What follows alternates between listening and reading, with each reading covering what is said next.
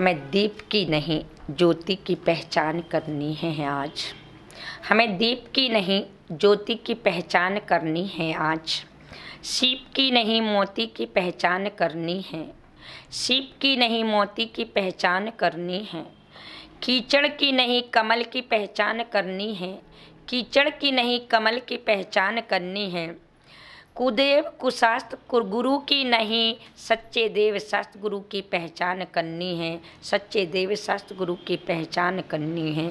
सच्चे देव शास्त्र गुरु की पहचान करनी है। क्यों? क्योंकि लोगों को ना तो सच झूठ की पहचान है। क्यों? क्योंकि लोगों को ना तो सच और झूठ की पहचान है। साधु का बना के भेष बने भगवान है। साधु का बना भेष बने भगवान है। झूठ के ज़माने में झूठों की ही शान है। झूठ के ज़माने में झूठों की ही शान है। जाकी लाठी ताकी भैंस गधा पहलवान है। जाकी लाठी जाकी भैंस गधा पहलवान है। गधा पहलवान है, आज गधा पहलवान। एक बार गुरु ने शिष्यों से पूछा कि दुनिया में सबसे दुर्लभ चीज क्या है? कठिन चीज क्या है? तो किसी शिष्य ने कहा कि गुरुदेव, दुर्लभ में दुर्लभ है चिंतामणि रत्न। कितना पुरुषार्थ करना पड़ता है तब कभी वह रत्न प्राप्त होता है, इसलिए दुर्लभ में दुर्लभ है तो चिंतामणि रत्न है। तो दूसरे शिष्य ने कहा कि नहीं गुरुदेव, यदि दुर्लभ में दुर्लभ है तो कामधेनु गाय। तो तीसरे शिष्य ने उठ कर के कहा नहीं गुरुदेव, यदि दुर्लभ में दुर्लभ है तो कल्पवृक्ष। तो चौथे शिष्य ने उठ कर के कहा नहीं गुरुदेव, यदि दुर्लभ में दुर्लभ है तो धन दौलत। तो चौथे पांचवे ऐसे शिष्यों ने अपनी अपनी दुर्लभता बतलाई। एक अध्यात्म प्रेमी आत्ममुखी शिष्य ने कहा गुरुदेव, यदि दुर्लभ में दुर्लभ है तो मनुष्य पर्याय। उसमें से और सिद्धांत वाला बैठा हुआ अध्यात्म प्रेमी के सिद्धांत के साथ अध्यात्म प्रेमी था, तो उसने कहा दुर्लभ में दुर्लभ यदि है तो सम्यक दर्शन का पाना। उसमें और एक अध्यात्म गहरे अध्यात्म में बैठा था, तो उसने कहा दुर्लभ में दुर्लभ यदि इससे भी दुर्लभ है तो रत्नत्रय का पाना। और ही उसमें गहराई में उतरने वाला विद्वान था, तो उसने कहा इससे भी दुर्लभ में दुर्लभ है तो बोधि का अर्थात केवल ज्ञान का पाना। जो अध्यात्म प्रेमी आत्मा की ओर ध्यान देने वाले थे, तो जिसने पहली भूमिका में सम्यक दर्शन दुर्लभ बतलाया था, तो गुरुदेव ने कहा यदि तुम्हें ये दुर्लभ वस्तु प्राप्त करना है तो चलो आज से ही पुरुषार्थ करो। इस सम्यक दर्शन की प्राप्ति करने के लिए एक और दुर्लभ है कि श्रुतम वृतम तयो येषाम धनम दुर्लभा मानवा। ए मानव के लिए यदि श्रुत और व्रत एवं उसके लिए निरोगी काया रूप ऐसे भाव बन जाए, ज्ञान के साथ साथ व्रत को पालन करने के भाव बन जाए, तो ये धन दुर्लभ में ही दुर्लभ है। तो ऐसी दुर्लभ वस्तु की प्राप्ति के लिए आज हमें भी पुरुषार्थ करना है कि ये दुर्लभ वस्तु कैसे प्राप्त हो। ये जो मानव पर्याय तुम्हें मिली ये दुर्लभ ही है। अब इस दुर्लभ पर्याय को सार्थक करने के लिए ये मानव जीवन वास्तविकता में यदि समझा जाए, आपका ये मानव जीवन तो बड़ी दुर्लभता से प्राप्त हुआ है। अब इस दुर्लभ वस्तु को प्राप्त तुमने कर तो लिया है, लेकिन और दुर्लभ है सम्यक दर्शन का पाना। तो उस सम्यक दर्शन की प्राप्ति के लिए हम पुरुषार्थ कर रहे थे। चलते हैं हम उस पुरुषार्थ की ओर। हमारा ये मानव जीवन एक अभी बेकार पत्थर की भांति है। इस पत्थर में मूर्ति बन सकती है, बनाने वाला एक शिल्पी चाहिए। ये हमारा मानव जीवन एक फटा हुआ दूध है। इसके लिए कोई एक ऐसा विवेकी मानव चाहिए जो छेना बना दे। ये मानव जीवन हमारे एक अभी भ्रष्टा का मल का द्वार बना हुआ है। इसके लिए कोई उपजाऊ खाद के रूप में कुशल किसान चाहिए। ये मानव जीवन एक बीज है।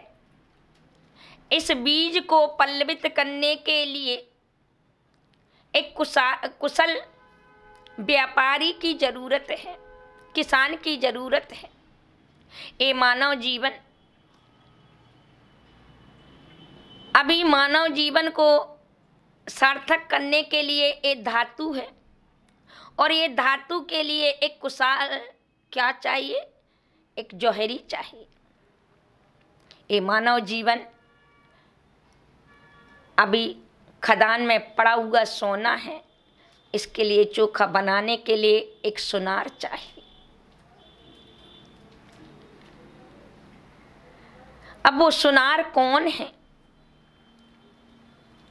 वह किसान कौन है? वह शिल्पीकार कौन है? ये मानव जीवन एक मिट्टी है, और इस मिट्टी में कुंभ बनने की भी शक्ति है, लेकिन एक कुम्हार चाहिए। तो ये कुंभकार कौन है, इसको जानना है। तो आचार्य भगवंत कहते हैं एक कुशल शिल्पकार, एक कुशल कुंभकार, एक कुशल जौहरी, एक कुशल सुनार यदि है, एक कुशल कृषक यदि है, तो वह है गुरु। कोवा गुरु। कौन गुरु है? अब गुरु की परिचय करना है कि गुरु कौन है। आज शायद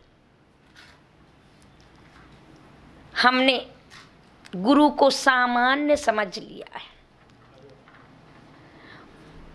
गुरु की गरिमा को नहीं जाना है, गुरु की महिमा वर्णी न जाए। गुरु नाम जपो मन वचन काए, पूजन में पढ़ते तो हैं, लेकिन अभी हमने गुरु को सामान्य समझ लिया है।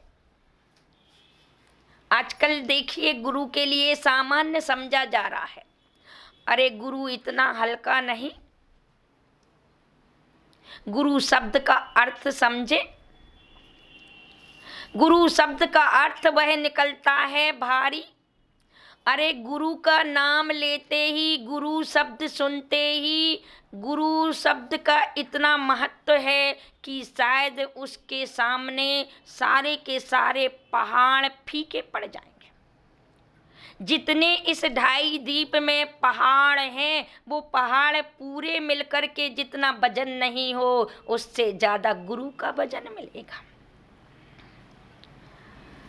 गुरु शब्द में इतनी ताकत है, अर्थ नहीं समझ पा रहे हैं। सारे आकाश की जितनी ऊंचाई है वह छोटी बोनी पड़ जाएगी, तुच्छ पड़ जाएगी। सारे इतनी गहराई है कि सारे समुद्र जितने भी इस ढाई द्वीप में, क्या मध्य लोक में समुद्र हैं, और दीप हैं वो सारे मिला कर के भी उनकी जो गहराई नहीं है वह तुच्छ पड़ जाएंगे, चुल्लू भर पानी में तैरने के समान होंगे गुरु के सामने। जितनी भी ये तीन लोक की धरा है, ये वसुधा अष्टम वसुधा तक मिला करके यदि गुरु के सामने देखा जाए तो वो उससे भी आगे निकल जाए। जिसकी सोच वह गुरु कहलाता है। इसलिए गुरु को क्या संज्ञा दी गई कि जो गुणों की खान हो। क्या?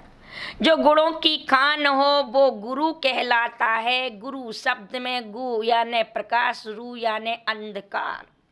जो अंधकार से निकाल करके प्रकाश की ओर ला दे उसका नाम गुरु है। जो हम सबकी आँखों के उन्मिलित कर दे अर्थात हम सबकी आँखों को खोल दे उसका नाम गुरु है।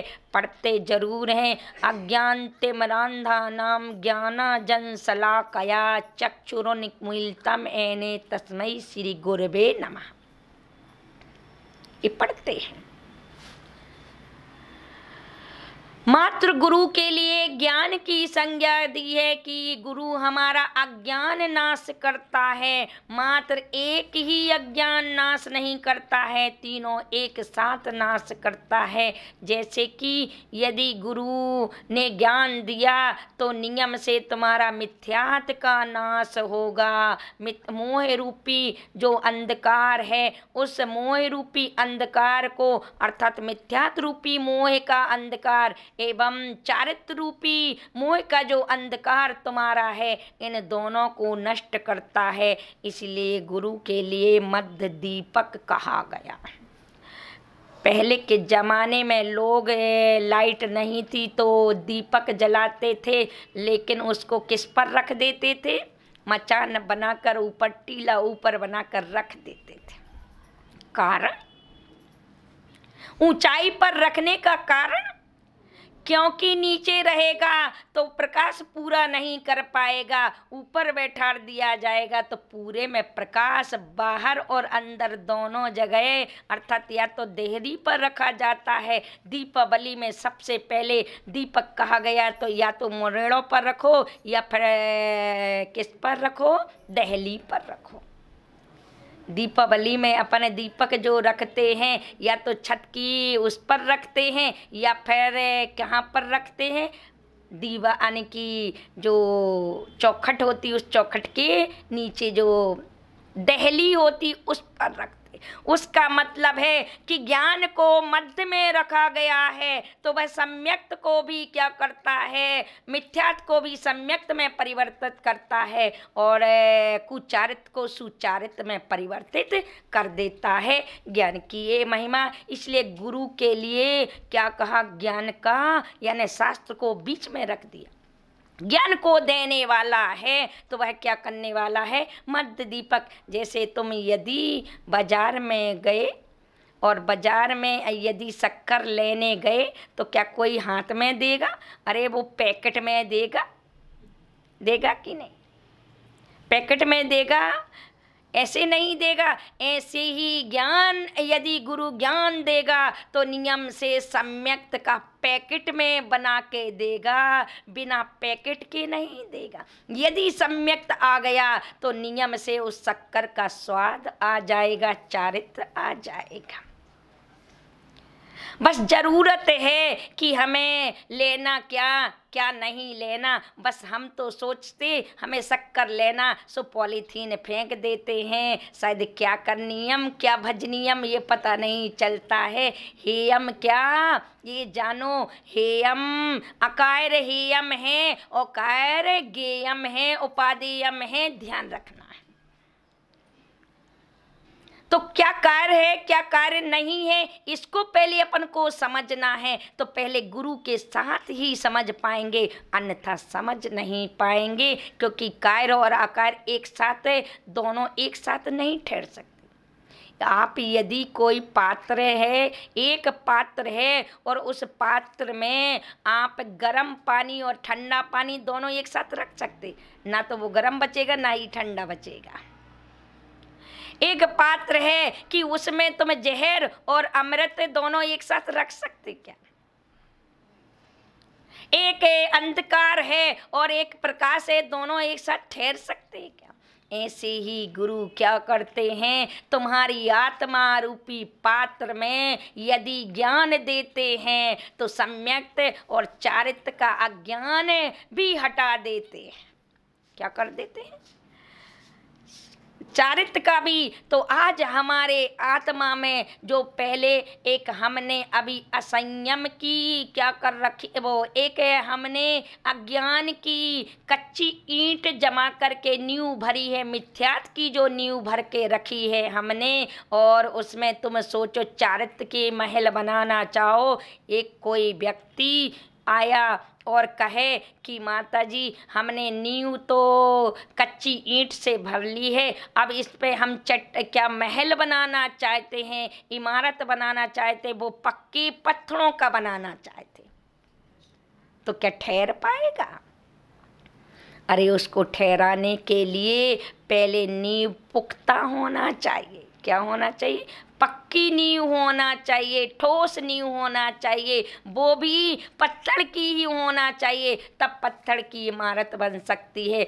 ऐसे ही तुम्हें भी यदि हिमालय जैसी ऊंचाई अर्थात गुरु जैसे गुण प्राप्त करना है, गुणवान बनना है, तो पहले सम्यक्त की नींव रखवाएंगे गुरुदेव, उसके बाद फिर ज्ञान की दीवालों में चारित्र की छत बनवाएंगे। उससे पहले तुम्हारे लिए सोचा जाए कि नींव तुम्हारी कच्ची हो और तुम्हारी दीवारें पक्की खड़ी करवाए, तो शायद ऐसे गुरु नहीं, वे कुगुरु कहलाएंगे।